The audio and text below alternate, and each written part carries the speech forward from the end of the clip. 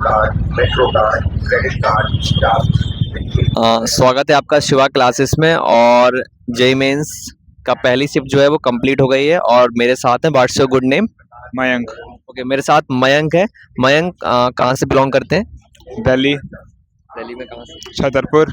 Okay, Delhi में छतरपुर से belong करते हैं। ओके, तो मयंक अभी अगली शिफ्ट में भी एग्ज़ाम होगा और कल भी एग्ज़ाम चलता रहेगा।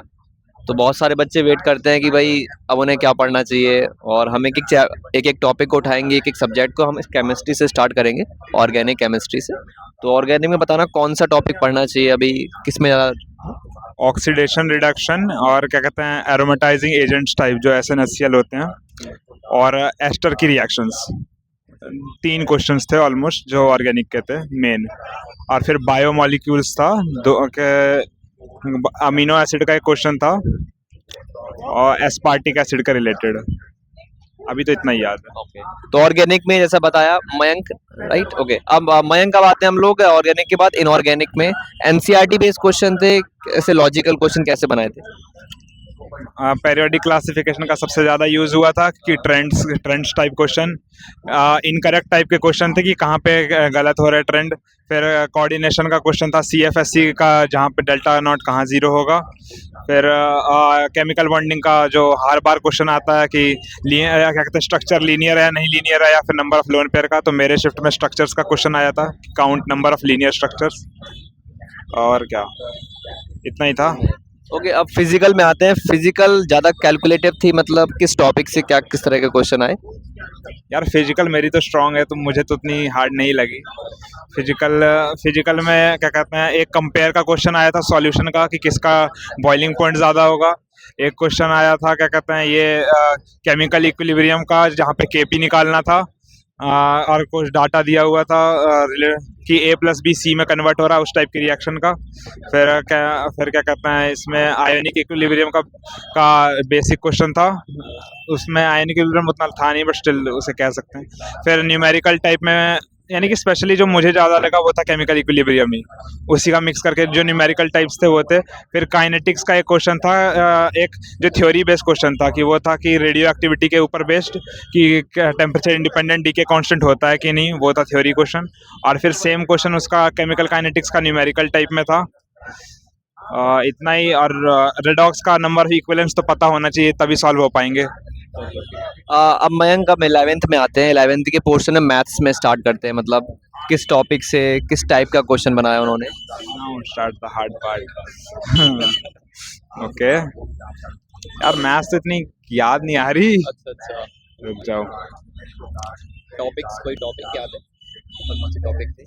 नहीं यार, सारे 12th के ही याद आ रहे हैं। अच्छा, 12th के। ओके, तो मतलब 11th का वेटेज कम रहा होगा आई थिंक, ऐसा है ना? 12th में चलो स्टार्ट करते हैं। 12th में बताना कौन कौन से टॉपिक से किस टाइप का क्वेश्चन आया है। रिलेशन फंक्शन का आया था कि कितने नंबर ऑफ इक्विवेलेंस रिलेशन होंगे।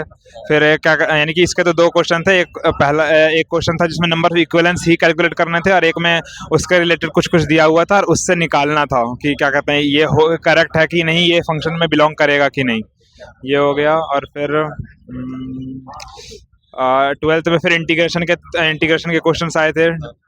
2 क्वेश्चन तो लगातार ही थे, उतना अब किया नहीं मैं, इसलिए इतना याद भी नहीं है। फिर डिफरेंशियल इक्वेशन का एक क्वेश्चन था। और मोस्टली जो डिफरेंशियल इक्वेशन के जो क्वेश्चंस थे उसमें सारे सॉल्यूशंस निकाल के उनका प्रोडक्ट को टिक करना था, ऐसा नहीं कि एक निकाला और छोड़ दिया। तो ये हो गया। और क्या, कुछ पैराबोला, हाइपरबोला? क्या कहते हैं लेटस रेक्टम, हाँ, हाइपरबोला का कैलकुलेट करने आ गया था। नहीं सॉरी, क्या बोल रहा हूँ, पैराबोला का कैलकुलेट करने आ गया था। और क्या कहते हैं इसका ये फिर वो आया था सर्कल की इक्वेशन में से, क्या कहते हैं पैराबोला को इंटरसेक्ट करवा के एरिया पूछ लिया था इंटीग्रेशन में। और वेक्टर 3D से किस टाइप का क्वेश्चन आया? मुझे बस इतना याद है, एक वेक्टर का क्वेश्चन था। कैसा था वो ये याद नहीं है। ओके, आप फिजिक्स में आते हैं। क्लास 11th में स्टार्ट करते हैं यूनिट डायमेंशन से, तो बताना। यूनिट डायमेंशन का सिंपल क्वेश्चन आया था, magnetic field by mu naught का डायमेंशन पूछा था, जो कि simply formula based B = mu naught ideal, mu naught को इधर शिफ्ट कर दिया और नीचे R², तो उससे आंसर आ जाएगा। और फिर क्या कहता है यूनिट डायमेंशन एक्सपेरिमेंट बेस्ड भी मैं वही मानता हूँ, तो वर्नियर कैलिबर का भी एक थ्योरी बेस्ड क्वेश्चन आया था। अच्छा, और motion in straight lines, laws of motion से मोशन ऑफ प्लेन, किस टाइप का क्वेश्चन? हाँ, लॉज ऑफ मोशन का था 2D में, काइनेमेटिक्स का एक क्या कहते हैं न्यूमेरिकल आया था। और इससे लॉज ऑफ मोशन का फिर उसको फिर ऑप्टिक्स के साथ मिक्स कर दिया गया था कि क्या कहते हैं कि ऑब्जेक्ट इतनी तेजी से चल रहा है, उसकी इमेज इतनी तेजी से तब कैलकुलेट करनी थी और उसके रिलेटेड एक्सेलरेशन कैलकुलेट करना था। तो लॉज ऑफ मोशन तो फुल्ली बेस्ड कोई क्वेश्चंस, स्लाइडर बेस्ड कोई क्वेश्चन है? नहीं था ही नहीं। इसका नहीं दिया होगा। और रोटेशन में किस टॉपिक पे ज़्यादा जोर दिया है? रोटेशन में सेंटर ऑफ मास के उस टाइप के क्वेश्चंस लिए हैं कि क्या कहते हैं कि एक पूरे सर्कल में से एक छोटा सा पार्ट हटा दिया और फिर उसको रोटेट करवा रहे हैं, वैसा टाइप का क्वेश्चन। अच्छा अच्छा। उसका सेंटर ऑफ मास कुछ आया moment of inertia, parallel axis? Moment of inertia का यूज करके होगा ना, वो सर्कल है जिसमें से एक पार्ट निकाल दिया रिमूव, तो वो वाले क्वेश्चन आए थे। एक ये क्वेश्चन रोटेशन में आ गया था और इसी का सेम टाइप का ग्रेविटेशन में क्वेश्चन आ गया था कि पूरे प्लेनेट में क्या कहते हैं प्लैनेट स्पेयर में से एक प्लैनेट r/3 वाला मास निकाल दिया गया। तो उसका क्या कहते हैं r एक पॉइंट p है, तो उसके रिलेटेड उसकी क्या कहते हैं बता दो कि फोर्स पहले F1 लग रही थी, जब मास हटा दिया तो फिर क्या कहते हैं F2 लग रही है, तो रेशियो कैलकुलेट कर दो। मैकेनिकल प्रॉपर्टी ऑफ सॉलिड से कुछ हुक्स लॉ, यंग मॉडुलस से रिलेटेड कुछ आया? मैकेनिकल प्रॉपर्टीज तो याद नहीं है, थर्मल प्रॉपर्टीज का था क्वेश्चन, एक रेशियोज का था कि ये क्या कहता है 3 मेटल्स की अलग अलग K1 K2 K3 दे रखी थी, उसके रिलेटेड कैलकुलेट करना था। रेशियोज पे फोकस ज्यादा था, जो चैप्टर्स की आप बात करो उन सब में ही। अच्छा अच्छा अच्छा, ओके। और केटीजी और थर्मोडायनेमिक्स से मतलब कुछ आया मोनो एटॉमिक? से कुछ नहीं था, केटीजी से कुछ नहीं था, कुछ नहीं मिला वो केटीजी से। और वेव्स और ऑसिलेशन में किस टॉपिक से क्वेश्चन आया? वेव्स का एकदम बेसिक क्वेश्चन आया था, उससे ज्यादा कुछ नहीं कह सकता, वो बहुत बेसिक ही था। अच्छा अच्छा, वेव्स का एकदम बेसिक क्वेश्चन था। बेसिक क्वेश्चन था। अच्छा, क्लास 12th में इलेक्ट्रोस्टैटिक पोटेंशियल, कैपेसिटेंस, कैपेसिटेंस का एक क्वेश्चन था जिसमें क्या कहते हैं सी और वी दिया हुआ था, फिर उसमें डाइलेक्ट्रिक डाल दिया गया था। अब फिर क्या कहते हैं पहले वाले चार्ज यानी कि कितना नया चार्ज इंड्यूस हुआ वो बताना था, चेंज इन चार्ज, तो वो कैलकुलेट करना था और उसी के साथ एनर्जी को भी कैलकुलेट करना था और उसी के रिलेटेड ऑप्शंस थे। अच्छा, कुछ सर्किट बेस्ड क्वेश्चन है, रजिस्टर बेस्ड क्वेश्चन? पोटेंशियोमीटर का आ गया था, रेजिस्टेंस बेस। अच्छा, पोटेंशियोमीटर का क्वेश्चन आया है। अच्छा, मूविंग चार्ज मैग्नेट से कोई क्वेश्चन किस टाइप का बना है उन्होंने?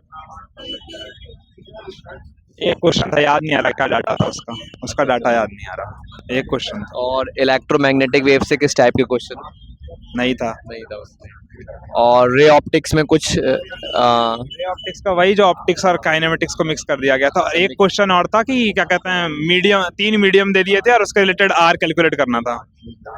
और वेव ऑप्टिक्स में किस टॉपिक से क्वेश्चन दिया है इस बार? वेव ऑप्टिक्स तो नहीं दिखा, अच्छा, दिखाई दिया है। दिखा ही नहीं। अच्छा अच्छा, और ड्यूअल नेचर ऑफ रेडिएशन और मैटर से? उसका एक क्वेश्चन था कि वर्क फंक्शंस 2 चीजों के दिए हुए थे और फ्रीक्वेंसी दी हुई है कि क्या कहते हैं एक फ्रीक्वेंसी दी हुई है और पूछा है कि क्या कहता है अब ये दोनों मेटल्स का फोटो इलेक्ट्रिक इफेक्ट शो करेंगे कि नहीं। अच्छा अच्छा, ये था। और एटम्स न्यूक्लियाई से किस टॉपिक पे क्वेश्चन? एटम न्यूक्लियाई का, एटम न्यूक्लियाई का याद नहीं आ रहा। कुछ रेडियो एक्टिविटी से, बाइंडिंग एनर्जी कर्व, कुछ याद नहीं आ रहा, नहीं याद आ रहा। अच्छा, और सेमीकंडक्टर पे कुछ? सेमीकंडक्टर का बहुत इजी क्वेश्चन आया था कि क्या कहता सीधे पूछ लेता है, यानी कि सर्किट दे दिया था और पूछा था फॉरवर्ड बायस कौन सा है, तो और मैच द कॉलम टाइप का, यानी कि 4 ऐसे 4 दे दिए थे, फिर ऑप्शंस ऐसे कि ADE है, वो ऐसे है, उस तरह का क्वेश्चन था। तो वो तो सबको ही पता, फॉरवर्ड बायस में एक तरह हायर पोटेंशियल इससे कनेक्ट होगा, तो उसी वही ढूंढ के आंसर लगाना था। 3 में हायर पोटेंशियल से कनेक्ट था, 2 में नहीं था, तो वही 3 आंसर होंगे। अच्छा, बहुत सारे बच्चे वेट कर रहे हैं, मतलब अभी क्या पढ़ना चाहिए उन्हें? अगर शॉर्टकट में समरी बोला जाए, फिजिक्स में क्या करना चाहिए उन्हें, केमिस्ट्री और मैथ्स में शॉर्ट में क्या करना चाहिए? केमिस्ट्री में केमिकल इक्विलिब्रियम यानी कि इक्विलिब्रियम वाला पार्ट पूरा और केमिकल काइनेटिक्स। मैथ्स में मैं नहीं बता सकता क्योंकि मैंने अच्छे से की नहीं थी। फिजिक्स में इलेक्ट्रोस्टैटिक्स और क्या कहते हैं ये सेंटर ऑफ मास वाला सेंटर ऑफ मास, और जो सबसे लास्ट वाला पार्ट होता है मॉडर्न फिजिक्स, जो हमेशा स्कोरिंग होता है, ये बताने वाली बात नहीं है। भविष्य में क्या प्लान है, आगे चल के क्या करना है? इंजीनियरिंग करनी है, दे रहा हूँ पेपर। अच्छा, सॉफ्टवेयर इंजीनियरिंग करनी है। Which is your dream? IIT? हाँ, IIT Kharagpur. Which branch? Mechanical software, वैसे तो सॉफ्टवेयर चाहिए, वैसे मैकेनिकल भी ठीक है। व्हाई नॉट CS ना? CS बहुत लोग चाहते हैं। CS यार मुझे अच्छी नहीं लगती, बस इतनी सी बात है। अच्छा अच्छा, मेरा अपना प्रेफरेंस कभी CS की तरफ रहा ही नहीं, इसीलिए बस मुझे CS मिल जाएगी तो फिर पेरेंट्स से फिर डिस्कस होगा वो क्या करना है, थोड़ा तो उसमें तो पेरेंट्स का भी रोल होगा ही। मयंक नाम है? Mayank, thank you so much for your thank you.